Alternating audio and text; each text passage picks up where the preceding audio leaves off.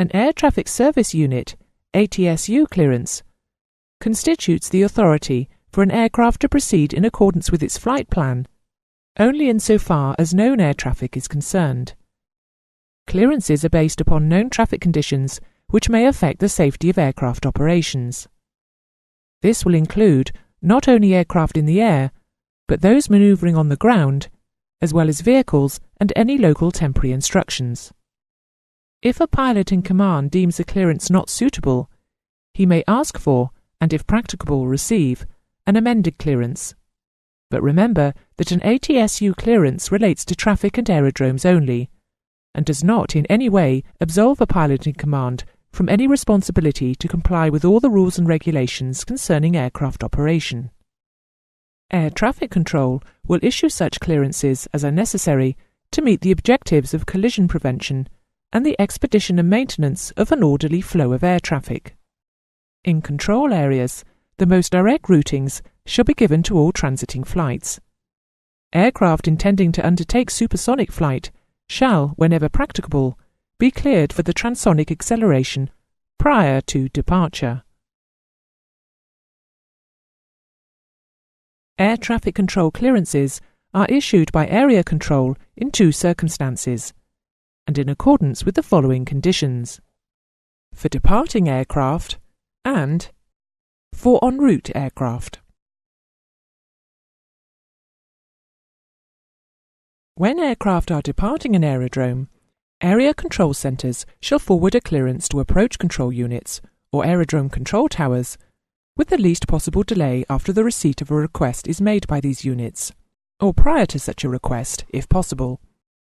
It would be normal practice for air traffic control at the departure aerodrome to contact the air traffic control centre when an aircraft requests engine start or pushback and place the clearance on hold.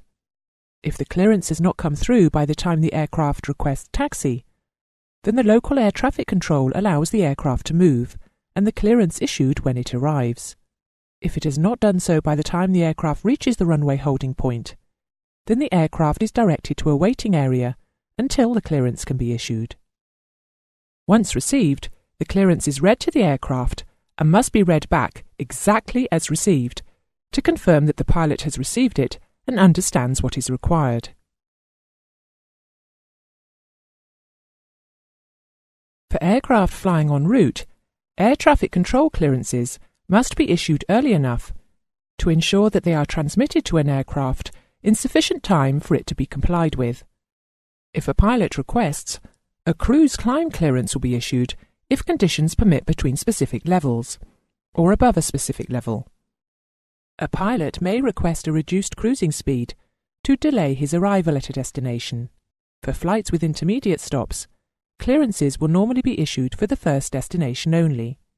Follow-on clearances will be issued by the Air Traffic Control Centre of the flight information region in which the aircraft has landed. Clearances are to contain positive and concise information, and shall be phrased in a standard manner. A clearance shall contain, in the following order: aircraft identification, clearance limit, route of flight, level or levels of flight for the entire route or part thereof, and changes of levels if required, necessary instructions or information on other matters, such as SSR transponder approach and departure manoeuvres, communications, and time of expiry of the clearance. The route of the flight shall be detailed in each clearance when deemed necessary. The phrase, cleared via planned route, may be used to describe any route or portion thereof that reflects the submitted flight plan, and sufficient routing details are given to definitely establish the aircraft on its route. The phrases cleared via departure or cleared via arrival may be used to clear aircraft on laid-down published departure and arrival routes that have been established by the appropriate ATS authority. A clearance issued covering a requested change in a flight plan will include the exact nature of the change.